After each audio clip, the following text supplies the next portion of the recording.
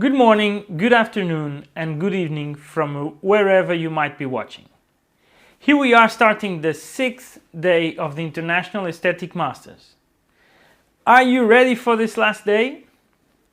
Today we start with a friend and a master in periodontology from Spain, Dr. José Nart. His path has been incredible, and José is nowadays Vice Dean of Research, Chairman and Program Director of the Department of Periodontology of the Universitat Internacional of Catalunya in Barcelona, Spain, where in fact he got his dental degree. Dr. Nart is also PhD in dentistry from the same university and is presently the Secretary of the Spanish Society of Periodontology. José will present on the subject Aesthetic Implant Placement, how Perio can help. I am sure you'll love his lecture. See you soon.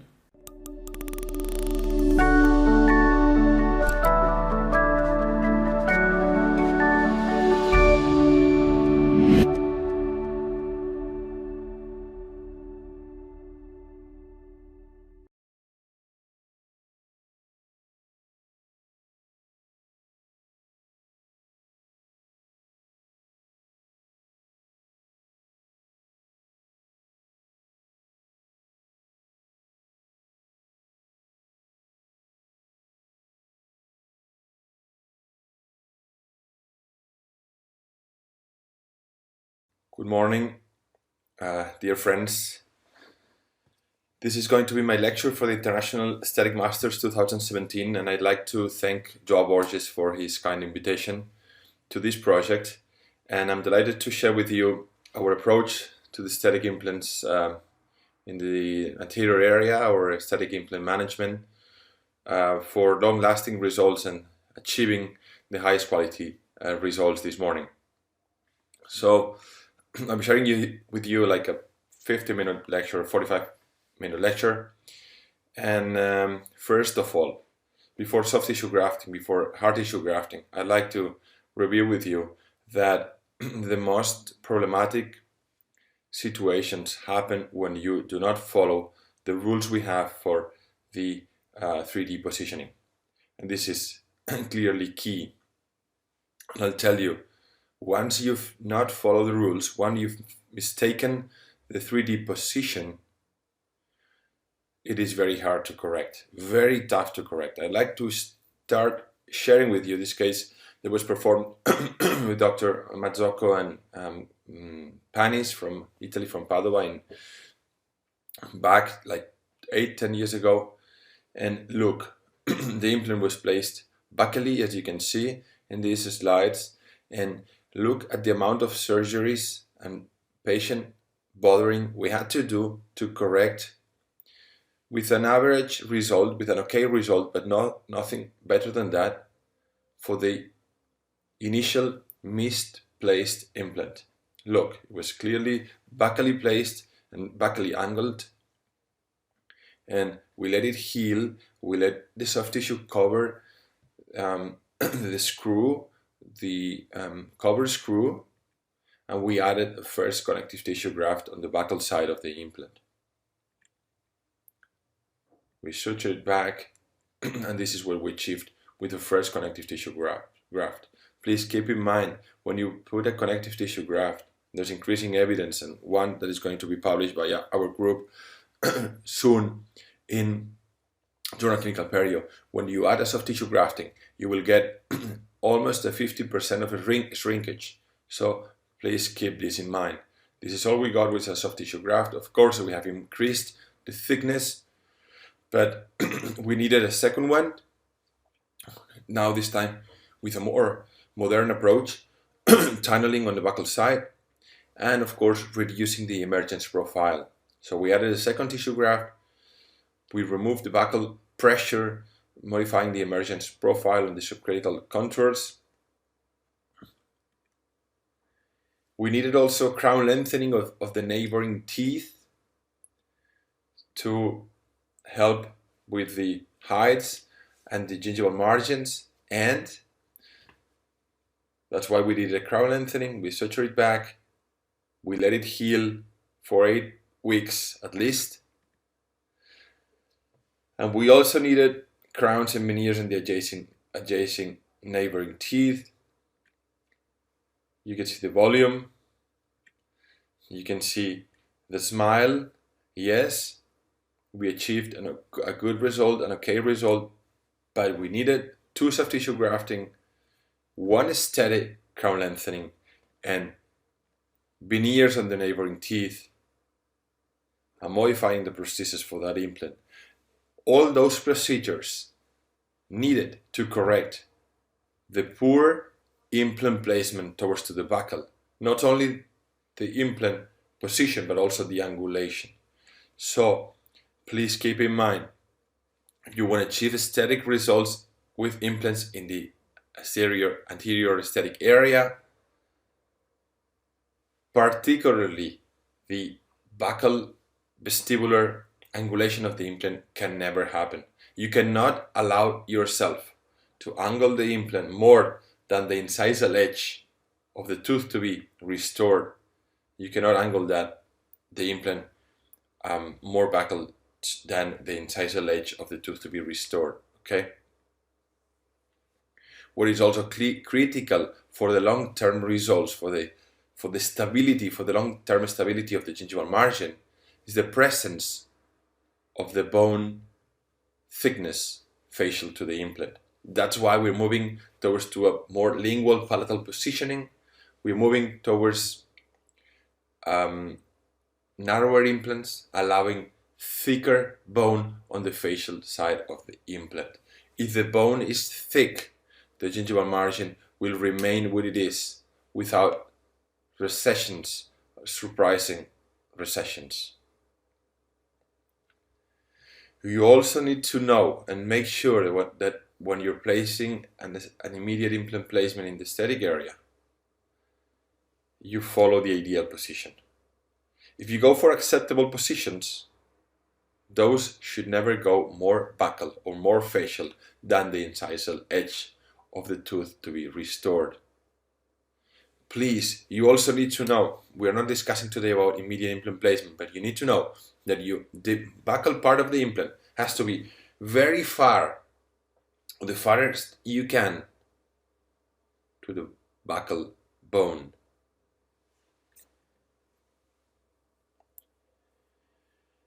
You need to understand that for those 2 implants placed in number 12 and 22, number 12 has missing volume, which can be corrected with a soft tissue graft or bone grafting. Normally, in this situation, soft tissue grafting. But number 22, this image corresponds to a buccally placed angulated implant. Not only lack of volume, but most of it, the alteration of the gingival margin produced by the angulation of the implant. And today we know very clearly when we're going to have recession, mid-facial recession of an anterior implant placement. And it is very clear, we've said it again 2 or 3 times along this lecture, when you angle an implant towards to the buccal, you will have mid-facial recession. I think that for delayed implant placements, we have things very clear today. If you follow the 3D implant positioning and you graft on the buccal side, you won't have trouble. And you have different opportunities. You graft with bone grafting at the time of implant placement, and you can even do soft tissue grafting afterwards. Let me share with you a case we've done with the Perio and Prosto department, restorative department at the UIC in Barcelona, which we had enough bone grafting, which we could do guided type of surgery, and we could even use the soft tissue grafting or soft tissue modeling or management at the time of the implant surgery. So we went ahead, we placed the implant. At this point, we could do some more bone grafting to over-contour the situation, or we could manage the soft tissue that we had in the crestal part towards to the buccal and achieve this type of situation. You see the implants placed in number 1, 1, 1. Great performance, ceramic performance by the lab, and enough soft tissue grafting, soft tissue volume on the buccal side. Implant ideally placed 3D. Let me just go back. Implant ideally placed 3D as the key for the aesthetic success, and it is just then a matter of over contouring towards to the buccal. In this occasion we use the soft tissue that we had in the crestal side. We moved it, displaced it to the buccal, but you could also do over contouring by hard tissue. So like for instance in this situation, look where we started and look where we finished. It was all achieved by letting this tooth being extracted, letting it heal, doing ridge preservation, having enough soft tissue and hard tissue there in terms of volume, and then having the implant ideally placed in a 3D position and having enough soft tissue on the buccal side and hard tissue on the buccal side. That was the beginning. This is the final result, and again, implant 3D placed. That's a before and after, and results could be achieved perfectly well by letting the tooth being extracted, doing ridge preservation, having enough thickness, implant ideally placed, and then restoring it. So for the late implant placement, things are very clear. The implant has to be properly placed, and then you need to augment on the buccal side by bone or soft tissue or both, but the implant has to be ideally placed. Now if we go for immediate implant placement, what shall we do? Well, today we've learned different things, also by research performed by our group. Look, if you place the implant ideally placed or prosthetically guided, and you leave enough space from the buccal side of the implant to the bone crest, and you fill that space with a xenograft, there's almost no variation in terms of thickness, of bone thickness. There's almost no variation. Look at our study. We performed CBCT at the time of right after the extraction. We did vertical and horizontal measurements. We did place the implant prosthetically driven. We grafted buccally to the implant, and we took again CBCT measurements horizontally and vertical 6 months after. Those are some of the examples of this research, and look, we had a lot of stability, almost no buccal or horizontal contraction if you follow this rule. Look, for the flapless group, we only lost 0.5 millimeter in horizontal resorption. For the flap group, we lost almost 1 millimeter. But if you follow also the vertical resorption, we had almost no vertical resorption for the flapless group, and about 1 millimeter of vertical resorption for the flapless group. So it is very clear that if you place the implant towards to the palatal side, you leave a big gap, you fill it with a xenograft, you will have very little contraction or non-contraction, almost 0.5 millimeter if you don't raise a flap horizontally, and non-contraction on the vertical height. So this is really good news. This is really good news. Now let me show you a couple of cases to see if at immediate implant placements, following the gap with a xenograft is enough or not enough to achieve the best aesthetic result. This is a case I had performed many years ago. And look, I did an ideal implant placement, the prosthetic position. I filled the gap with a xenograft, and we placed a provisional restoration, and we inserted the final crown 3 months after. Look at the contours, perfectly preserved in terms of horizontal thickness, and look at the bone preservation around the implant too. Day of insertion, 50 years down the road. Day of insertion, left side, right side of the screen, 5 years down the road. What is it happening? Well, you can clearly see the emergence of the crown regarding the soft tissue is not now any longer like this, but it is like this. And it's clearly horizontal bone contraction along these 5 years. It has not maintained that stable in these last 5 years. Maybe it was stable, as our study has shown, for the first 6 months, but it was not that stable over 5 years. Let me show you some more examples of this. For this patient, she lost number 14. We had done the extraction. Again, the implant is placed palatally. We have grafted the buccal side, the buccal gap, and we placed the restoration. He has gone through a provisional restoration during these 3 months of healing, and then we inserted the final restoration. Look at the beginning, the emergence between the gingival margin and the prosthesis. Look 2 years after what happens. Again, contraction of the soft tissue. The crown seems to be outside the emergence.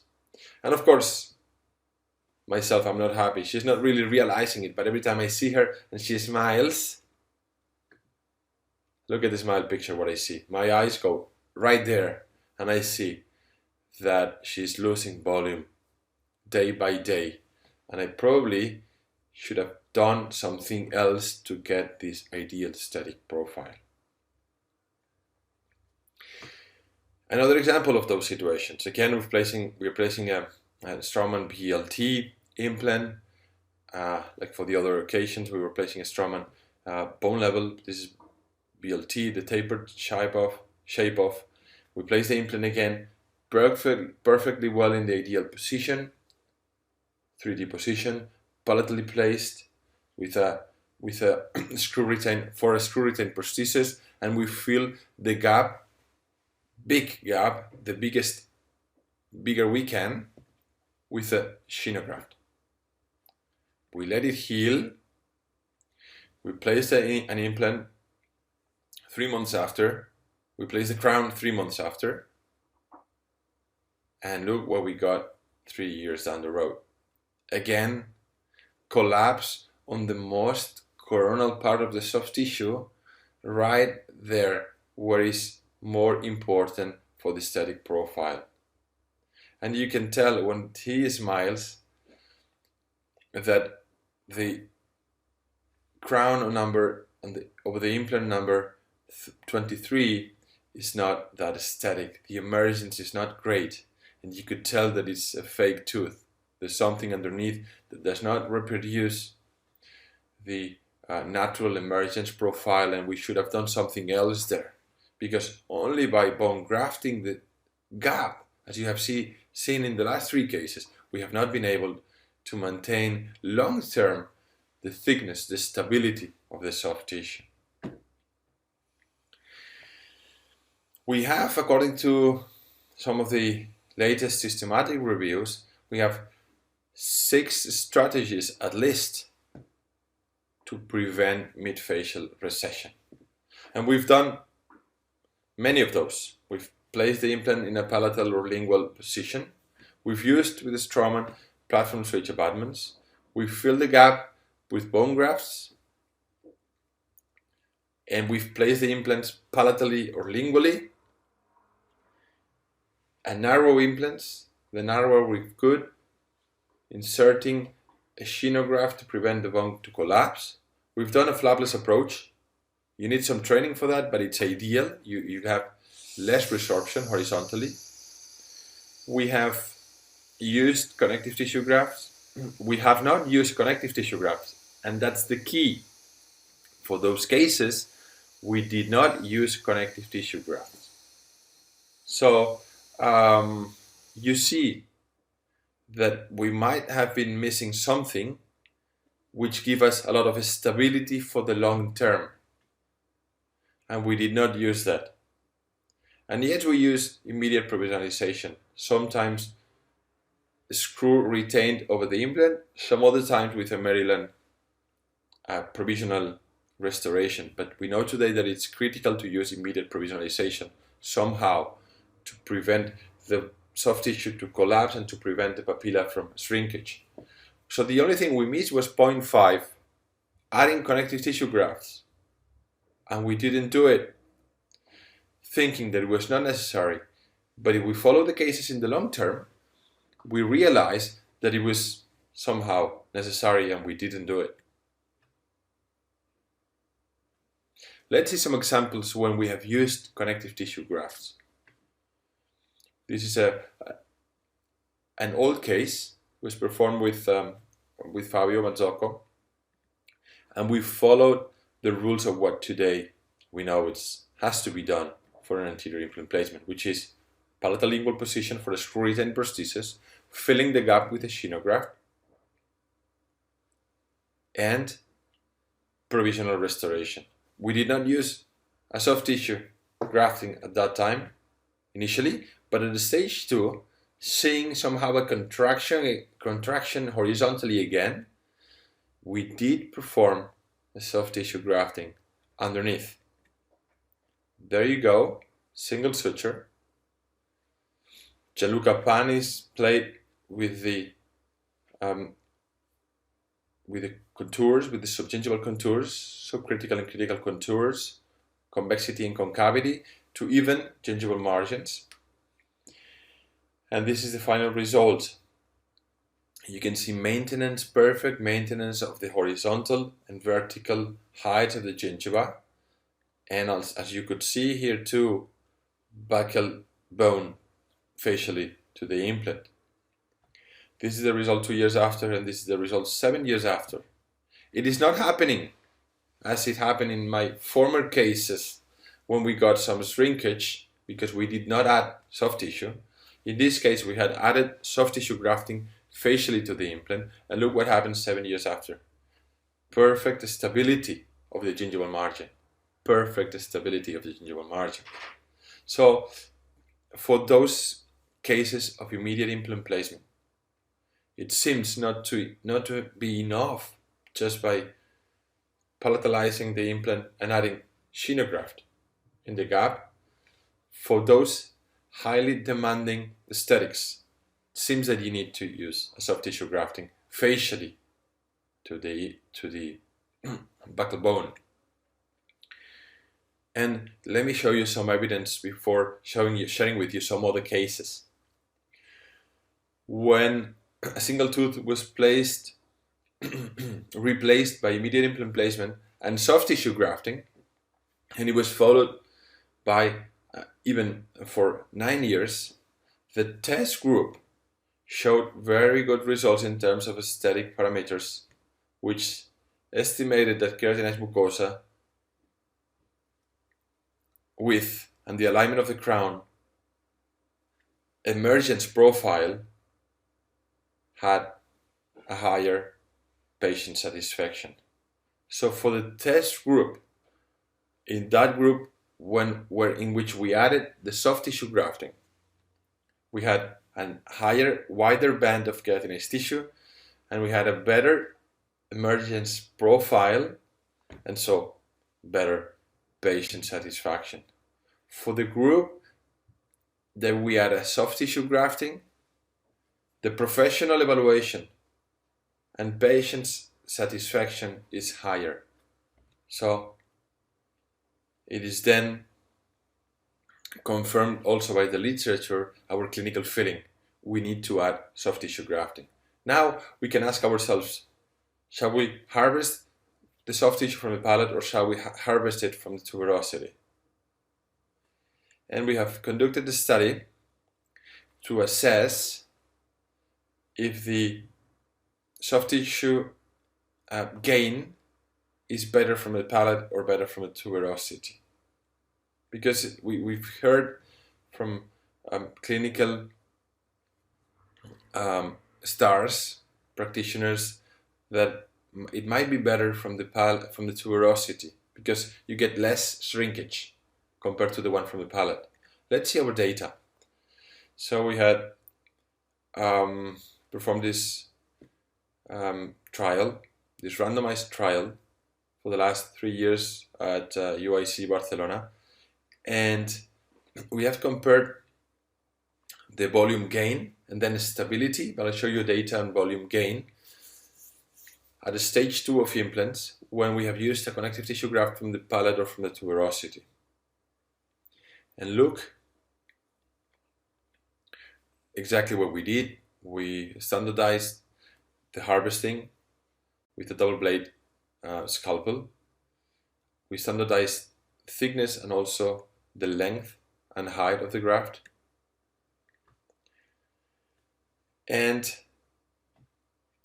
you can see the changes from day 0 to 3 months, which is volume gain. And you can tell that we have gotten better volume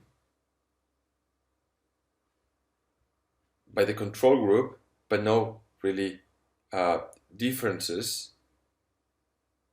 Excuse me, we've gotten better results for the test group. You can see it in the mean at the very right side. We've gotten better changes, so more gain for the test group, which is the tuberosity, 0.73 compared to 0.56.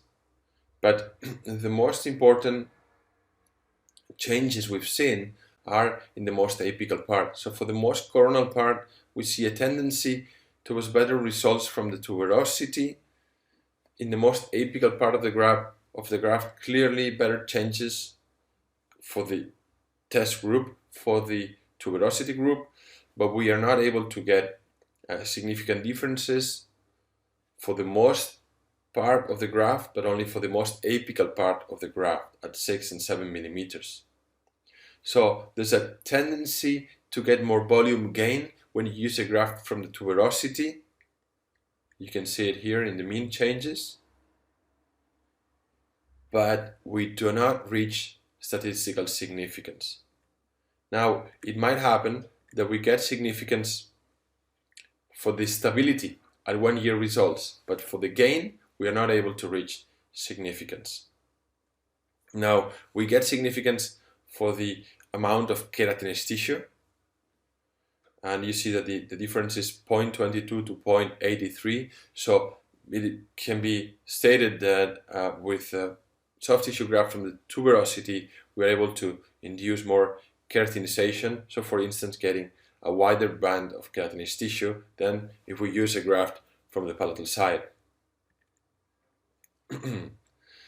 Now, if you take the graft from the palatal side, you need to use a graft from the most external side. You can see in the mid picture that we are able to thin very much the epithelium, because the importance, the high quality soft tissue grafting comes from the side immediately after the epithelium.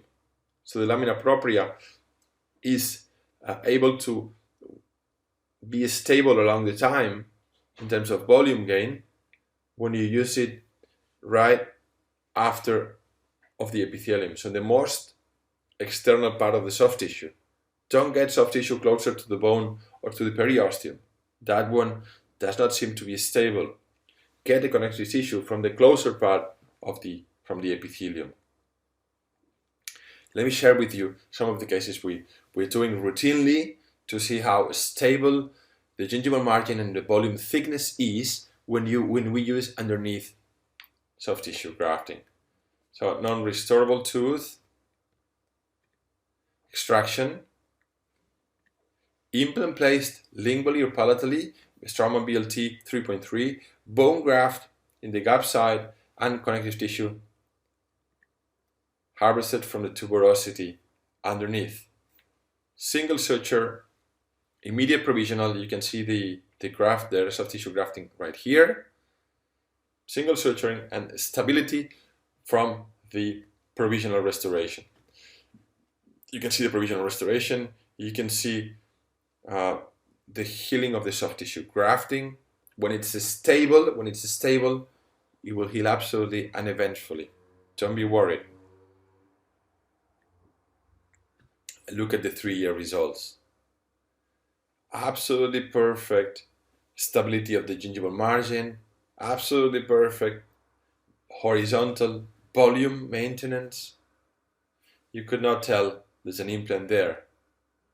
The gingival margin will remain stable over time.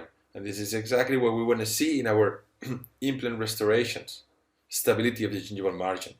And it seems crucial to use a soft tissue grafting in those highly aesthetically demanded cases. You've seen it. When I've only inserted a xenograft in the gap, over the time, we've lost thickness. Let me share with you another case in which we're going to extract the deciduous tooth, number 23, and place an implant there. And we're going to do a veneer restoration for number 22. So the implant is placed in the ideal palatal position, and we are going to add a soft tissue grafting from the tuberosity on the buccal side. We want to have volume maintenance in the long term. We want to have that natural emergence profile of the canine. You see I've created a tunnel there, very easy, very conservative microsurgical approach. We undermine soft tissue, stabilization with just a single suturing, and provisional restoration. We would like this to be done by an immediate provisionalization, but we had used the lateral tooth because it was going to be restored. Stability there, the soft tissue grafting, you see. Soft tissue maturation, again, if it's stable during the healing, no movements, no problem at all. Look at the healing of the tuberosity. This is another of the advantages you get from the tuberosity. No pain, no discomfort. Look at the healing with the provisional restorations and with the final restorations. Veneer placed in the lateral incisor. Look at the emergence of the canine. Look where it's exiting. First step, first advice, ideally placed implant. Don't allow yourself to place implants buccally placed or angulated, because that's the first key. If you angle the implant, the connective tissue does not work properly. You need several procedures to restore the failed implant. I show it to you in the first case. So look, at the beginning, look at the after. We've done the veneer in number 22, we've placed the implant in number 23 with the soft tissue there. Look at the emergence, natural emergence profile, even mimicking the crown emergence profile of the canine. Let me finish with another case, which is a clear example of what we can achieve with the soft tissue grafting. This is a very aesthetically demanding case, highly demanding case of horizontally fractured central incisor, number 11, and the patient had lost it because of a trauma playing sports, and it could not be restored. We placed the implant in an acceptable position. That time was not ideal. Ideally, I would have liked to place it a little bit more towards the palatal side.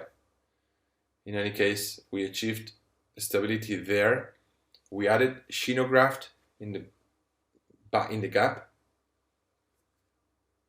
and we added also a soft tissue grafting from the tuberosity in the buccal side, undermining it. We played with the contours from the beginning. That work was performed by Ramon Moncho Asensio. Provisional final abutment, one time after the healing. Provisional restoration, bone maintenance. Let me review with you what we have done with the video.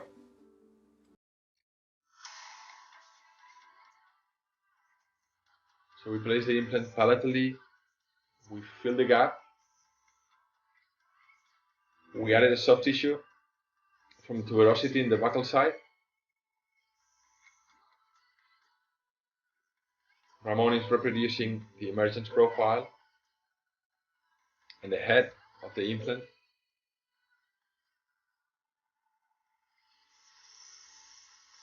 Final abutment, CAD/CAM design.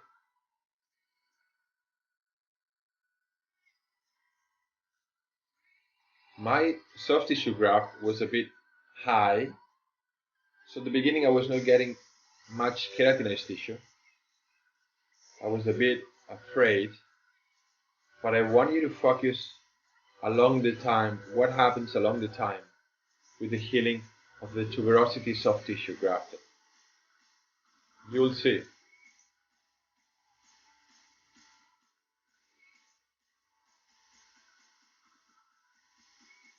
You'll see the evolution of the case regarding the soft tissue graft, the soft tissue profile and gingival margin, and you'll see how it looks over the time.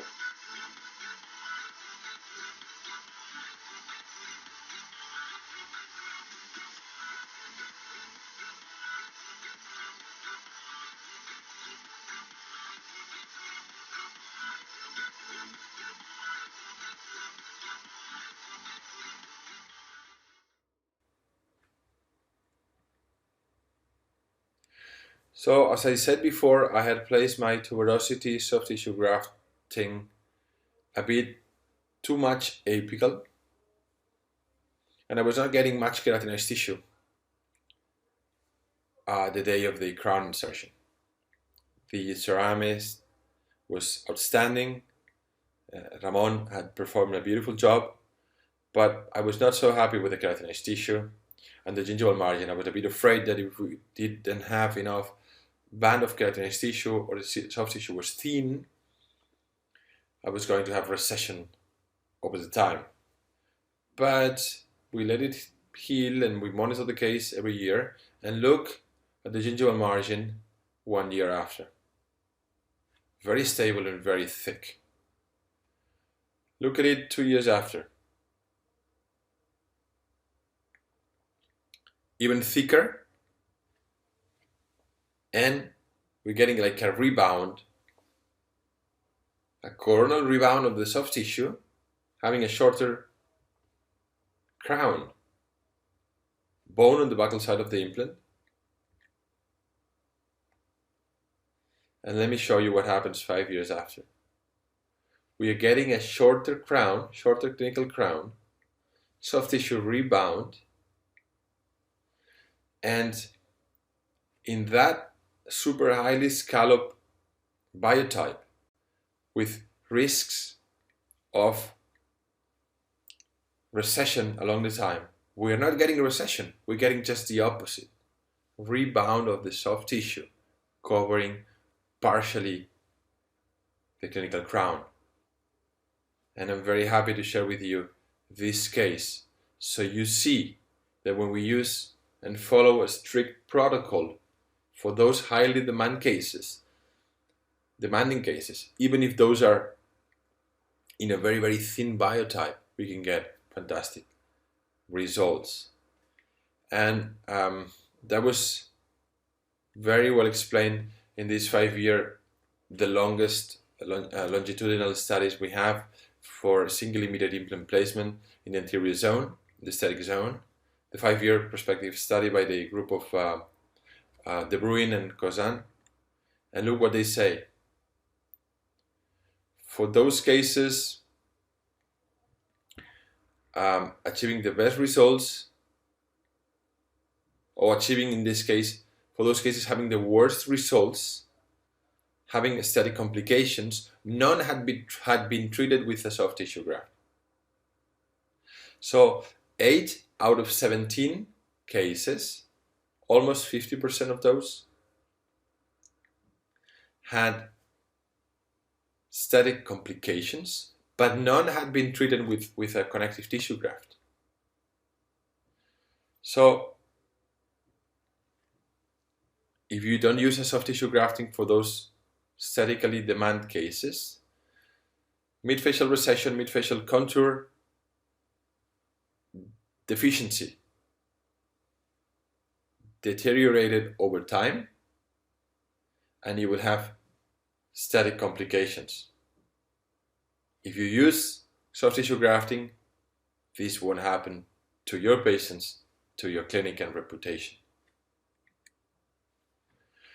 With this very clear message of the need of using a soft tissue grafting in those anterior implants with the highest aesthetic demands,